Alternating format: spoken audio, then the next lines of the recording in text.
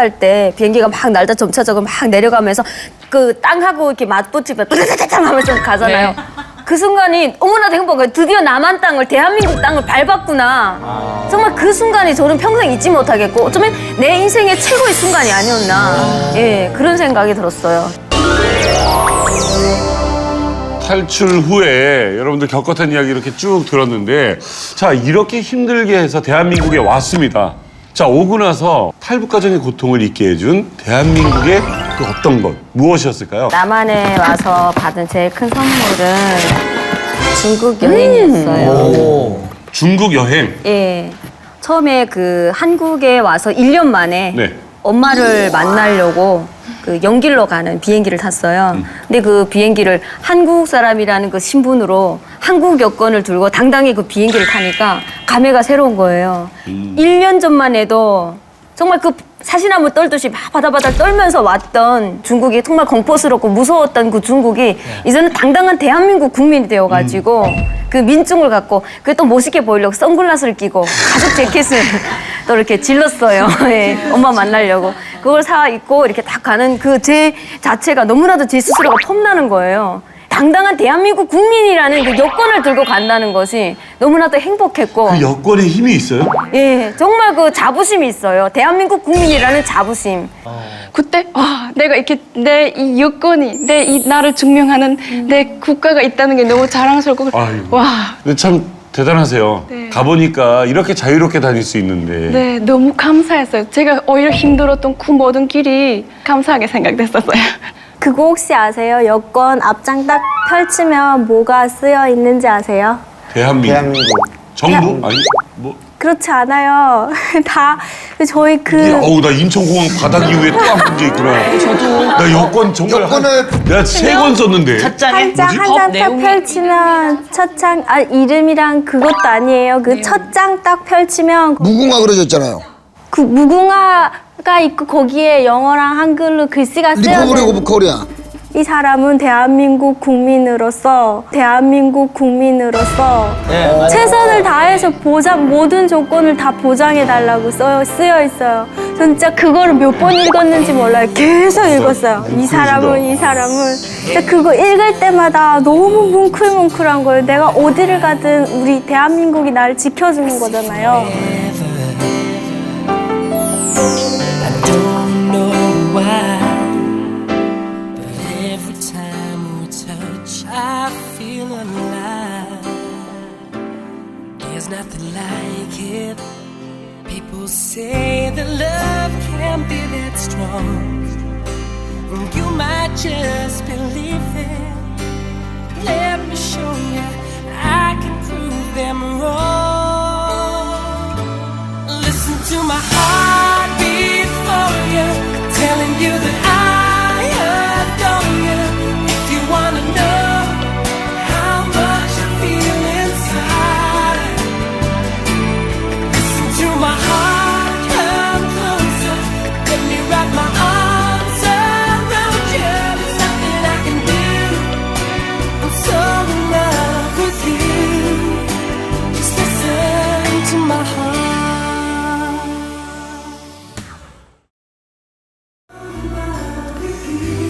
네, 탈북민의 이야기를 통하여서 여러분들 그 하나님의 나라 천국 시민권을 받음으로써 우리는 당당하게 하나님의 자녀로서의 자존감을 갖고 이 땅 가운데 살아야 된다. 여러분 가까운 지금 우리의 이야기인데 그리고 여러분들도 여권을 다 가지고 대한민국 국민으로서 지금을 살고 있는데 이게 얼마나 중요하고 자긍심과 내 자존감이 있는지 우리 평소에 느끼지 못하거든요. 이걸 통하여서 저는 오늘 그 하나님의 나라, 내가 하나님의 자녀로서의 천국 시민권 어떻게 누려야 될지 오늘 말씀 속에서 저는 한번 살펴보러 갑니다. 너무나 귀한 오늘 말씀의 주제가 되지 않을까 생각해 봅니다. 자, 지금 계절이 어느 계절이죠? 봄입니까? 여름입니까? 가을입니까? 겨울입니까? 자, 봄입니다. 봄을 영어로 뭐라 합니까? 스프링이라고 하는데 이 스프링은 봄, 즉 샘, 태엽, 스프링, 일어나다 이런 여러 가지 뜻을 가지고 있어요.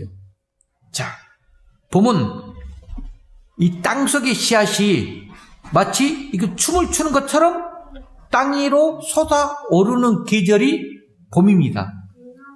자, 요즘처럼 이제 봄비가 또 내렸어요. 그리고 나면 마치 스프링처럼 튕기듯이 여기저기에서 숨어있는 씨앗들이 땅 위로 돋아나게 됩니다. 자, 유독히 지난 겨울은 추웠던 것 같아요. 너무 추웠어요. 하지만 언제 이 겨울이 지나갈까 생각했는데 잘 견뎌낸 씨앗들이 탁 펼쳐진 이 봄의 향연 앞에서 우리는 이 생명의 경건함 또 침묵과 인내하는 영성을 배우게 됩니다. 여러분도 그냥 사계절이 지나는 게 아니에요. 이 사계절 가운데 우리는 배움과 정말로 내 영성을 한번 점검해 볼 수가 있어요. 우리는 아무것도 눈에 보이지 않았지만 아무 일도 없었던 것이 아니라 끊임없이 때를 기다리면서 봄을 준비해왔던 것입니다. 자, 여러분 이제 봄이 실감있게 느껴지십니까? 아직도 꽃샘추위로 가끔은 추운 날씨 가운데 몸이 움츠러져요. 하지만 그래도 분명히 다가왔습니다. 여러분 10년 전에도 왔었고 작년에도 왔었고 그 봄이 올해도 여김없이 우리에게 다가왔습니다. 겨울이 우리의 몸을 움츠리게 하고 옷을 꺼내서 입게 했지만 이제 봄이 우리의 어깨를 펴게 하고 두툼한 옷은 벗어버리고 얇은 옷으로 갈아입게 합니다. 자, 제가 왜 봄 이야기를 했느냐? 이 봄은 아까 여러 가지 뜻이 있었는데 또 다른 뜻 가운데 보다, 봄, 보다 이런 명사적인 의미도 있다 합니다. 우리가 무엇을 보는가? 여러분, 무엇을 보는가가 굉장히 중요해요. 내가 어떤 시각 관점 가운데 어떻게 보는가? 이게 우리의 삶 속에서 나의 여러 가지 신념, 가치관을 만들어내는데 여러분은 지금 무엇을 열심히 바라보고 있습니까? 오늘 그걸 지금 생각해 봐야 되는데 사람은 딱 이 시점도 마찬가지예요. 모든 상황 가운데서 내가 보고 싶은 것만 보고 또 보려고 하는 것만 보이게 돼 있어요. 아무리 꽃이 예쁘게 피어 있어도 어떤 사람은 눈에 보이질 않아요. 아무리 지금 벚꽃이 얼마나 아름답게 피는지 몰라요. 그래도 어떤 사람 눈에는 그 아름다운 벚꽃이 눈에 보이질 않아요. 그것은 존재하지 않아서가 아니라 그것을 쳐다볼 내 마음이 내 안에 없기 때문에 그래요. 여러분들도 한 번씩 경험해 볼 수가 있어요. 왜 우리가 그렇게 되어버렸을까? 우리가 헛된 것에 내 마음을 빼앗기고 헛된 것을 바라보기 때문에 그래요. 오늘 여러분들 마음의 평강과 정말로 천국을 선물 드리고 싶은데 잘 들어보시길 바랍니다. 이 땅 가운데 이 창조의 세계를 통해서 말씀하시는 하나님, 그것을 통해서 시대의 징조를 정확하게 보고 애언자적 삶을 살아갈 때 비로소 우리는 멋진 그리스도인이 될 수가 있습니다. 여러분, 사람은 누구나 행복해지고 싶어 해요. 행복해지고 싶지 않은 분 계십니까? 다 행복하고 싶어 합니다. 그런데 실제로 우리가 살아가는 현실은 그렇지 않아요. 쉽지 않은 인생. 그런 행복을 찾을 수가 없어서 행복이 어디에 있나 하고 우리는 행복을 찾아서 이곳저곳 기웃거리게 됩니다. 말하자면 여러분, 유토피아를 꿈꾸게 되는 경우가 많아요. 유토피아. 자, 유토피아를 번역하면 이상향 이렇게 번역하지만 원래 그런 뜻이 아니에요. 잘 들으세요. 우리 젊은 청소년들은 이런 부분에서 명확하게 개념이 잡혀야 돼요. 유토피아, no place예요. 어디에도 없는 장소라는 뜻이에요. 우리 인간 현실 속에서는 찾아볼 수 없는 곳을 유토피아라고 말할 수 있어요. 한마디로 허황된 꿈에서 깨어나라. 지금 이런 뜻이 되는 거예요. 그러면 이런 행복이 우리 인생에서 영원히 있을 수 없다는 것일까? 이게 또 다가와요. 하지만 절대로 그렇지 않다는 것. 하나님께서는 우리에게 이미 행복한 장소를 예비해 놓으셨어요. 그것이 어디냐? 바로 하나님의 나라라는 거야. 하나님의 나라. 다른 말로 하늘나라. 즉 우리가 잘 아는 천국이라고 표현하는데 뉘앙스의 차이는 조금 있지만 다 똑같은 말입니다. 아무리 유토피아를 찾으려 해도 찾을 수 없지만 천국은 누가 말하고 해도 분명히 존재하는 나라라는 말씀이에요. 오늘 내가 진짜 천국을 여러분한테 맛보이고 싶어요. 그런데 안타까운 것은 지금도 많은 사람들이 그 천국을 소유하지 못하고 살아간다는 것이에요. 한데 하나님을 모르는 불신자들은 좀 그렇다 쳐. 하나님을 알지 못한 불신자들은 뭐 천국이 있냐 없냐고 하면서 그냥 대충 말할 수 있다 쳐요. 문제는 믿는 성도들 중에서도 그런 분들이 굉장히 많다는 것입니다. 여러분들 오늘 여기 정확히 정말 이 천국에 대한 믿음의 소망을 지금 가져야 되는데 왜 이런 문제가 우리에게도 생겼을까? 많은 이유들이 있겠지만 천국이 어떤 곳인지를 잘 알지 모르기 때문에 몰라서 그래요. 다시 말씀하면 천국에 대한 생각들이 잘못되어 있기 때문이라는 거예요. 성경에서 가르치고 있는 천국의 개념을 제대로 이해하지 못하고 부분적으로만 이해하고 있기 때문에 그렇다는 것입니다. 그래서 오늘 정확히 천국에 대한 부분을 잘 듣고 깨닫고 여러분 삶 속에 적용을 해야 됩니다. 우리는 흔히 천국을 앞으로 미래에 주어질 어떤 것으로만 생각한다는 것이에요. 물론 그것도 틀린 말은 아니죠. 하지만 천국을 그런 식으로 이해하고 접근한다면 정말로 곤란하다는 것입니다. 좀 극단적으로 표현하면 우리가 세상을 이 땅 가운데 살아가는 동안 천국을 그냥 사모하고 기대할 뿐이에요. 내가 누릴 수 없는 멀고 먼 나라의 이야기로만 이해하고 있다는 것입니다.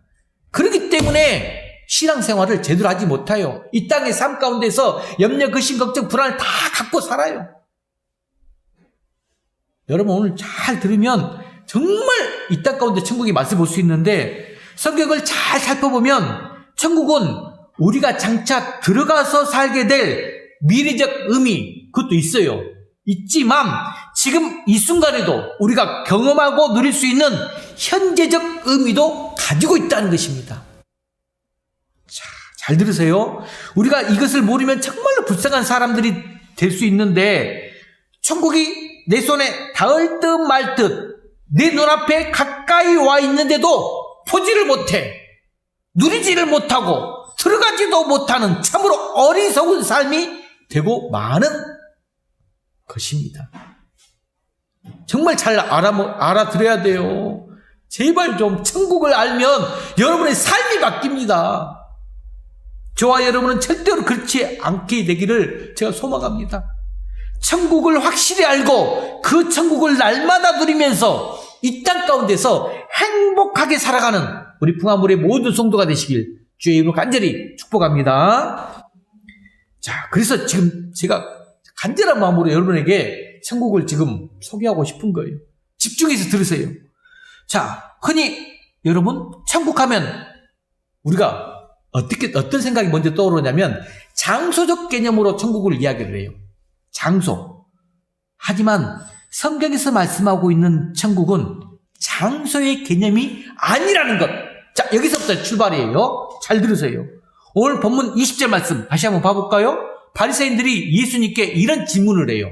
20절 말씀. 자, 크게 한번 읽어봅시다. 시작. 바리새인들이 하나님의 나라가 어느 때에 임하니까 묻거늘 예수께서 대답하여 이르시되 하나님의 나라는 볼 수 있게 임하는 것이 아니요 하나님의 나라가 어느 때에 임하나이까. 자, 바리새인들이 예수님께 질문했어요. 아마 그들이 예수님을 조롱하려는 의도로 이런 질문을 했을 거예요. 조롱하려고.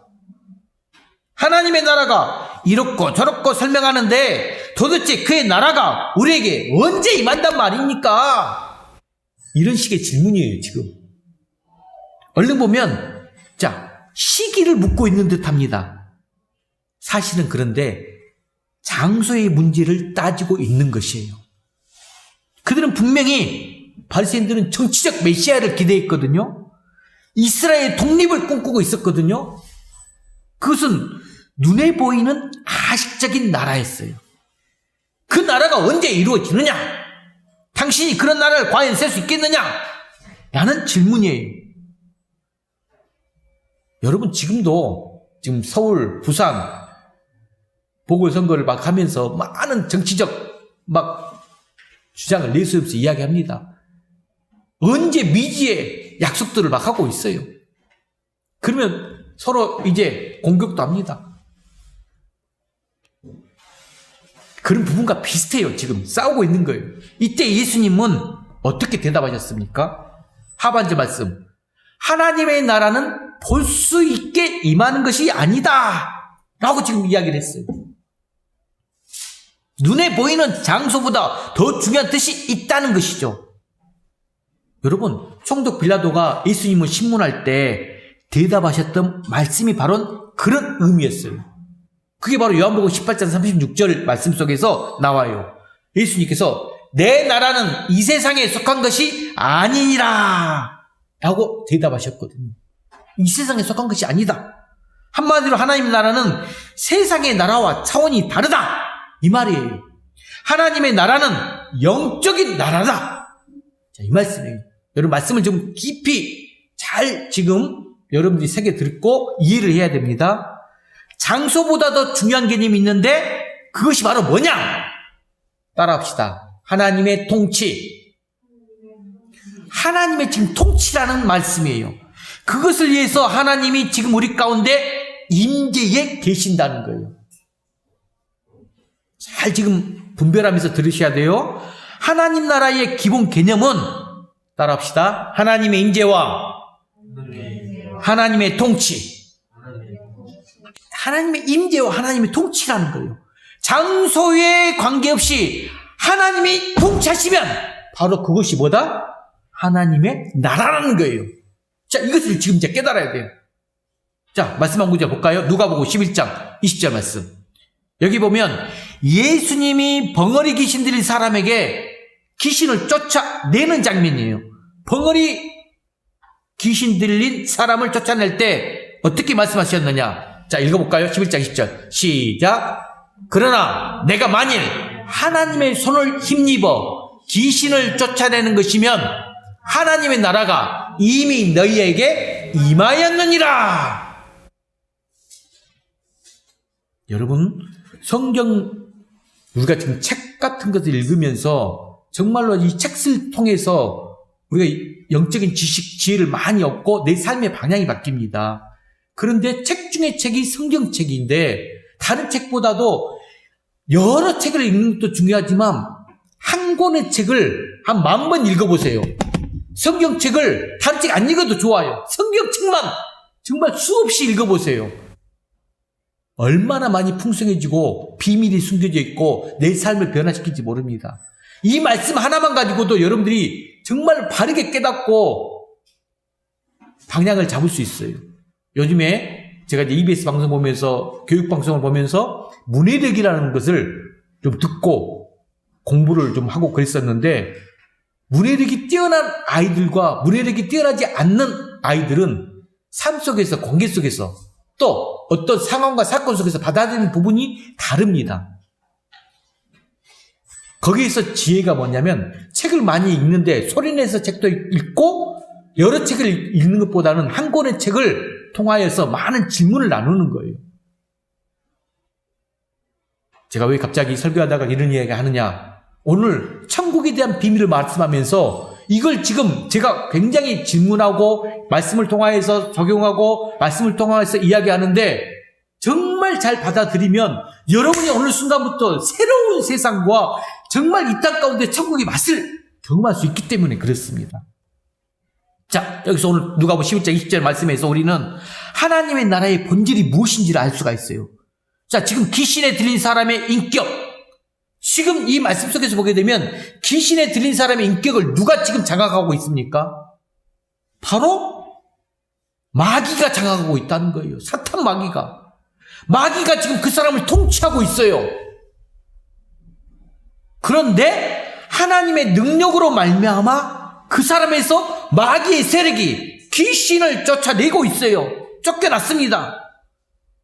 그리고 나서 그 사람을 다스렸던 마귀 인격, 그 마귀의 권세를 물리쳐 버리니까 이제 누가 들어옵니까? 하나님께서 그 인격을 통치해주고 있어요. 하나님께서.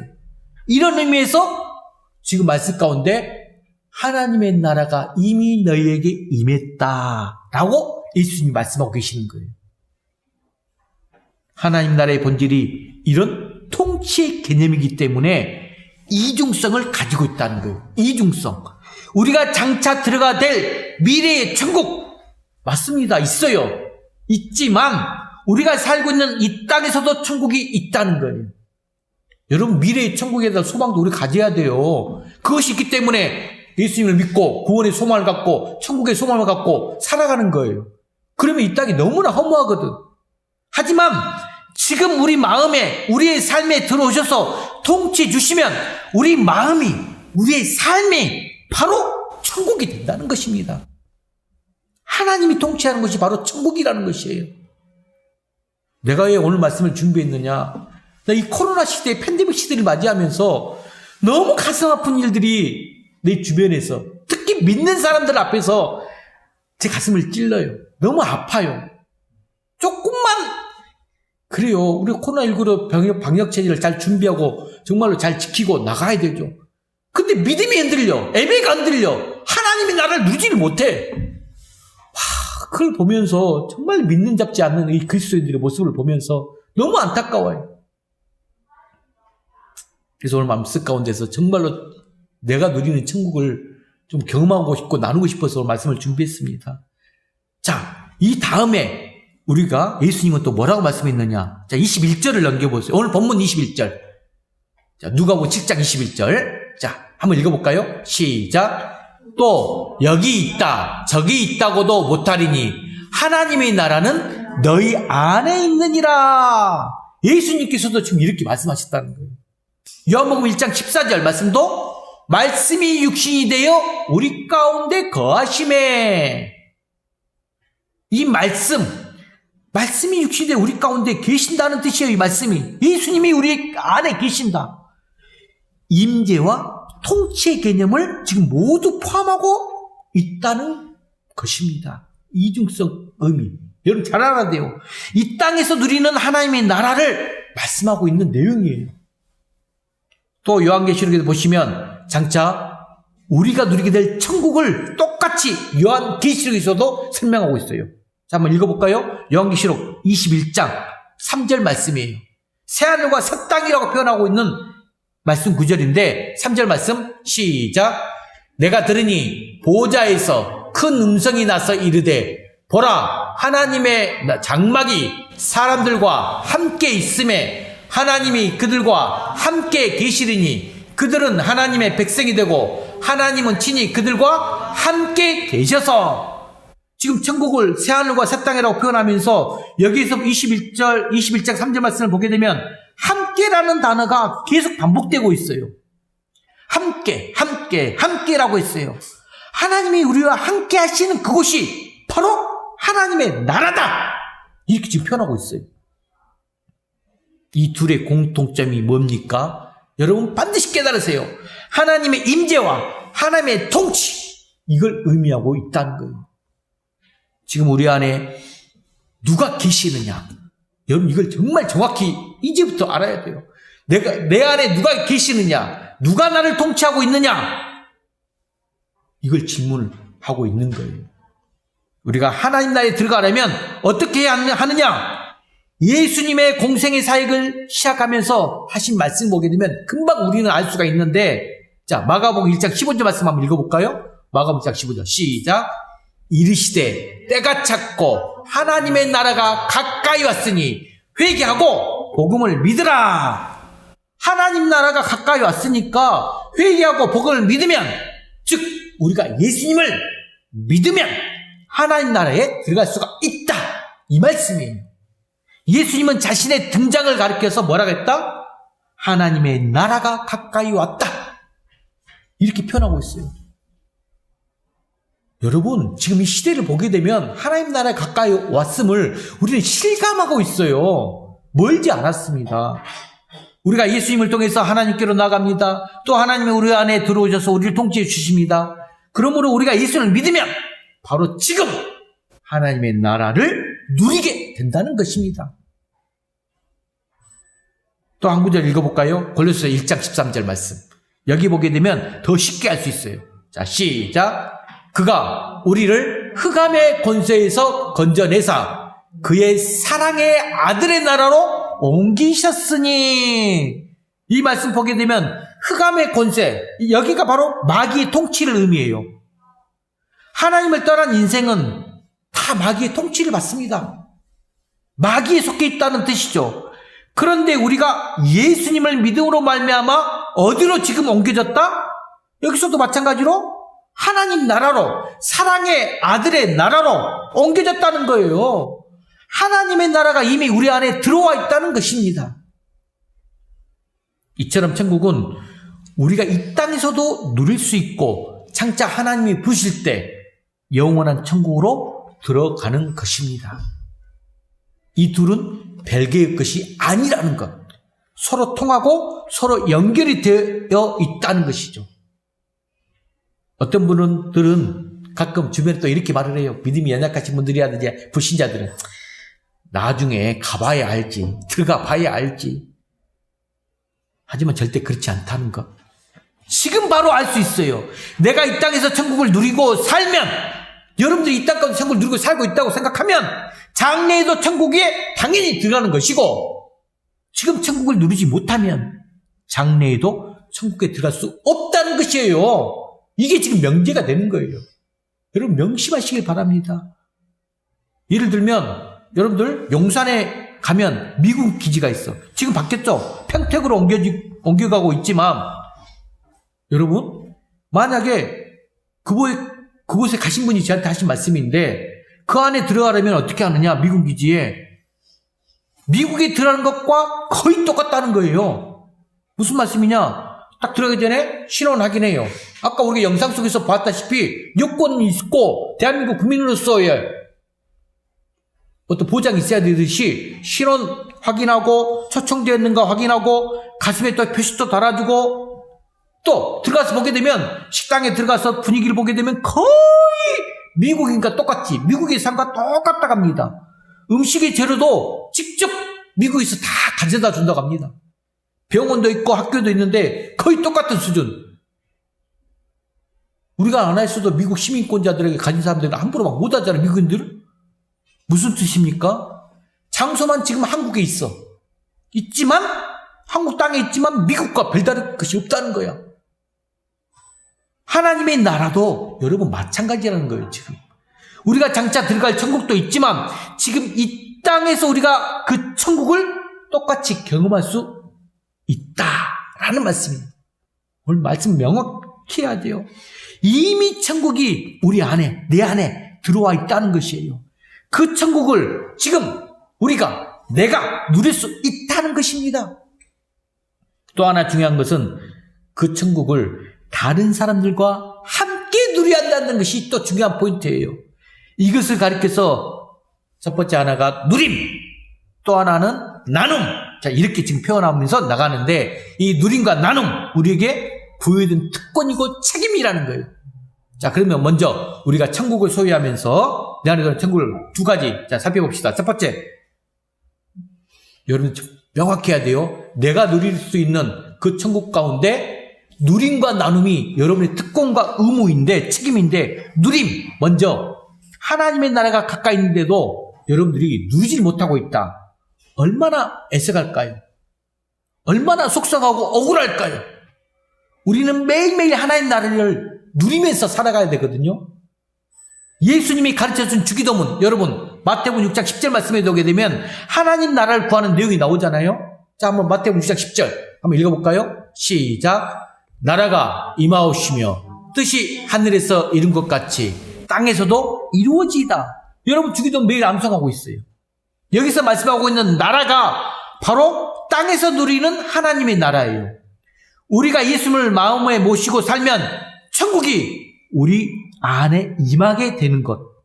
지금 우리 마음속에, 우리 가정 속에, 우리 교회 안에, 그리고 우리의 삶의 가운데 그대로 임한다는 것입니다. 그리고 로마서 14장 17절 말씀에도 보시면 나와 있는데, 자, 읽어봅시다. 로마 14장 17절. 시작. 하나님의 나라는 먹는 것과 마시는 것이 아니요 오직 성령 안에서 의와 평강과 희락이라. 의와 평강과 희락. 여기서 의는 하나님의 뜻을 의미합니다. 하나님의 뜻. 하나님의 나라가 임하면 하나님의 뜻이 이루어져요. 그래서 우리의 삶 속에서 질서가 있어요. 그리고 날마다 승리하는 삶을 살아가게 되는 것. 영적 전쟁에서 승리하는 비결. 하나님 나라를 내가 누리면 되는 거예요. 그리고 우리 안에 평강과 희락이 임하게 된다는 것. 이 평강과 희락이 기쁨과 평안이에요. 희락은 기쁨, 평강은 평안을 의미한다는 거예요.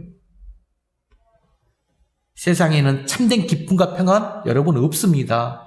세상의 기쁨과 평안은 여러분 세상적으로 기쁨과 평안 누리는 것 억지로 만들어진 것이 대부분이에요. 조금만 시간이 흐르면 다 소멸돼요. 잠시 동안은 기쁘고 평안할지 몰라도 참된 기쁨과 평안을 우리에게 줄 수 없다는 것입니다. 여러분들이 충분히 이제는 그걸 경험해봤어요. 세상은 우리에게 항상 불안할 수밖에 없어요. 그러므로 세상이 주는 기쁨이 아닌, 세상이 주는 평안이 아닌 하나님이 우리에게 주시는 그 기쁨과 평안을 누려야 합니다. 그런데 우리 안에 하나님 나라가 임하면 그 기쁨과 평안을 누리게 된다는 것입니다. 지금 여러분 성경의 인물 바울을 한번 살펴보세요. 감옥 안에서도 풍랑 속에서도 기쁨과 평안을 누렸어요. 왜냐하면 하나님의 나라가 바울의 마음속에 이미 임했기 때문이죠. 장소하고는 상관이 없었습니다. 바울과 실라가 빌립보 감옥에서 갇혀가지고 매를 맞고 온몸이 상처투성이 되었습니다. 그런데도 한밤중에 일어나서 기도하고 찬송을 불렀다고 했습니다. 감옥 안에서도 기쁨이 충만한 바울의 모습을 볼 수 있어요. 오히려 밖에 있는 성도들에게 주 안에서 기뻐하라, 항상 기뻐하라, 내가 다시 말하노니 기뻐하라, 이렇게 강조하고 있었습니다. 이런 기쁨과 평안이 어디에서 생겨날까요? 여러분, 제가 말씀 가운데도 가장 강조하면서 여러분에게 정말 힘을 주는 말씀, 빌립보서 4장 13절, 내게 능력 주시자 해서 내가 모든 것을 할 수 있느니라. 하나님이 부어주신다는 것. 풍랑이 있는 바다 위에서도 찬잔히 주무셨던 그 예수님의 평안과 똑같다는 말씀입니다. 세상에서 만들어지신 것이 아니라 하나님께서 주신 평안이고 기쁨이라는 것. 이걸 맛보고 싶지 않습니까? 누리고 싶지 않습니까? 그런데 왜 그런 기쁨이 없고 평안이 없습니까? 그 이유는 우리가 천국을 확신하지 못하기 때문에 그래요. 이게 중요한 포인트예요. 천국을 확신하지 못하기 때문에 우리 안에 하나님의 나라가 임하지 못해서 그렇다는 말씀입니다. 세상에 사는 동안에 많은 도전들이 있어요. 물론 장차 천국에 들어가려면 그런 도전들도 없겠지만, 천국에 들어가면 이제 그런 뭐 도전들이 없어. 세상에서 받는 핍박과 고난이 없어요. 하지만 이 땅 가운데 이 세상에 사는 동안에는 크고 작은 일들이 우리 안에 있는 이 천국의 기쁨과 평안을 빼앗아가려고 합니다. 조금만 틈만 나면 마귀가 우리를 지배하면서 기쁨과 평안을 우리가 누리지 못하고 불안과 두려움, 무서운 공포 속에서 염려, 근심, 걱정 속에서 살게 만들어버려요. 그래서 우리가 꼭 해야 되는 일이 지금 내 안에 들어와 있는 이 천국을 여러분들이 항상 의식하면서 살아가야 돼요. 의식하십시오. 그래서 말씀을 붙드십시오. 의식하셔야 돼요. 찬양을 붙드세요. 의식해야 돼요. 기도를 해야 됩니다. 이게 바로 내가 의식화하는 삶을 사는 거예요. 그렇게 할 때에 하나님께서 세상의 어떤 도전도 물리칠 수 있는 기쁨과 평안을 우리 모두에게 허락해 줄로 믿습니다. 여러분들이 찬양, 기쁨, 말씀, 묵상, 기도 이걸 의식화하면서 내가 매일 생활의 경건의 연습 가운데서 습관화 됐을 때 여러분들이 나도 모르게 천국에 임하면서 하나님께서 여러분을 통치하고 하나님이 함께 임재해 주는 그 누림을 경험할 수 있다는 말씀입니다.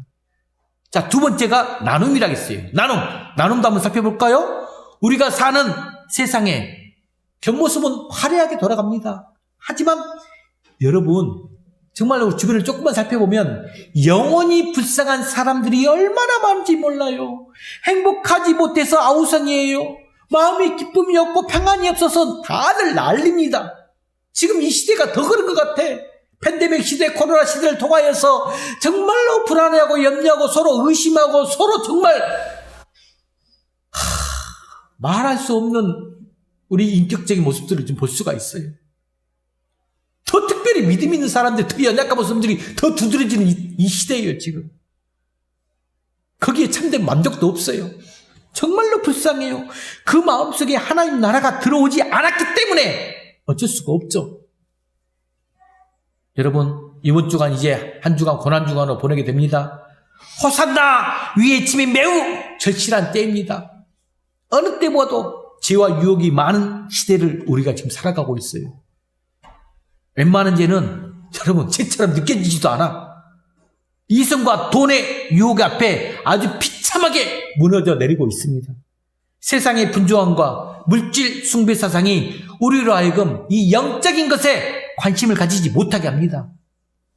물질이 풍요하고 몸이 건강해야 그것이 축복이라고 생각하면서 이 영적인 갈급을 애면해버리는 사람들이 너무 많아요. 사람들이 감당할 수 없는 이 자연재해들, 지진도 일어나고 지금 뭐 홍수도 치고 북극 얼음이 녹아지고 또 지금 코로나 앞으로도 계속적으로 이런 바이러스들은 또 나올 거예요. 수많은 사람들이 막 죽어가고 있어요. 사람의 힘으로는 도저히 감당할 수 없는 일들이 일어나고 있습니다. 많은 사람들이 지금 물질적인 어려움도 겪고 있고 육신의 고통에서 벗어나는 것, 여러분 진정한 참된 어려움, 육신적인 아픔, 고통 다 벗어나는 것이 구원이에요. 구원. 물론 그것들도 우리가 당연히 해결받아야 할 문제들이지만 우리에게 가장 근본적인 구원이 여러분 영원 구원입니다. 영원 구원이라고 말할 수 있어요. 하나님을 알지 못하고 말씀을 내로 살지 못하고 일어나는 모든 문제들을 위해서 우리가 이제는 호산나 외치면서 주님 우리를 구원해 주세요. 주님 이 땅을 회복해 주세요. 여러분 기도할 때입니다. 특별히 이 한 주간 고난주간으로 보내게 될 때인데 이 시대 가운데 꼭 필요한 구원의 상황들을 좀 살펴보세요. 조금만 주변을 살펴보면 내가 구원해야 될 영혼들, 정말 호산나 외쳐야 될 부분들 너무나 많습니다. 이 외침이 우리 모두에게 있으시길 바랍니다. 주 안에서 살아가는 성도 여러분, 말씀을 좀 정리해 볼 텐데 여러분 솔로몬 같은 경우에도 하나님을 곁에 두고서도 엉뚱한 일을 정말로 많이 했지 않습니까? 물질 쫓아가고 돈세 쫓아가고 쾌락 쫓아가고 세상의 것들 다 쫓아갔어요. 지금도 그런 우리와 비슷해. 근데 여러분 많은 것들을 누리고 많은 것들을 갖고 풍부하게 살아도 그 솔로몬 마음속에서는 항상 공허감이 있었어요. 공허감. 자, 말씀 한 구절 읽어볼까요? 전도서 1장 2절 말씀. 자, 읽어봅시다. 시작. 전도자가 이르되 헛되고 헛되며 헛되고 헛되니 모든 것이 헛되도다. 또 2장 11절 시작. 내 손으로 한 모든 일과 내가 수고한 모든 것이 다 헛되어 바람을 잡는 것이며 해 아래에서 무익한 것이로다. 우리 대학생들, 청년들은 이 말씀들이 실감 있게 안 다가올 수도 있어. 근데 인생을 이제 40대, 50대 살아오신 분들은 인생의 이 허무함, 공허감 느낄 수 있어요. 세상을 어디 찾아다녀도 참된 기쁨을 누릴 수가 없고, 여러분 오직 하나님 나라를 통해서만 알 수 있는데, 우리가 하나님의 나라를 우리가 먼저 누려야 할 뿐만 아니라, 여러분 우리가 먼저 맛본 자로서, 누리는 자로서 하나님 나라를 알지 못하는 저 불쌍한 사람들에게도 하나님의 나라가 전해져야 된다는 거예요. 그게 나눔이에요. 그것이 바로 우리 하나님께서 우리에게 원하시는 가장 기쁜 삶이에요. 예수님도 분명하게 말씀하였습니다. 마태복음 24장 14절 말씀 한번 읽어볼까요? 마태복음 24장 14절 시작. 이 천국 복음이 우리 모든 민족에게 증언되기 위하여 온 세상에 전파되리니 그제야 끝이 오리라. 세상 끝날까지, 땅 끝까지 복음을 전해야 된다는 거예요. 천국 복음을 나눠야 된다는 거예요. 여러분, 우리 안에 들어있는 천국, 내 안에 들어있는 이 천국, 바로 내 가족들에게도 천국이 돼야 돼요. 내 주변 이웃들에게도 천국이 되게 해줘야 됩니다. 그러므로 친정 저와 여러분을 통해서 하나님의 나라가 더 확실하게 세워지면서 이 땅 가운데서도 정말 하나님의 나라 천국을 누리면서 그 불쌍한 영혼들에게 천국을 나눠주면서 하나님의 역사가 늘 함께하는 우리 풍화물의 모든 권속들이 되시길 주의 이름으로 간절히 축원합니다. 기도하겠습니다.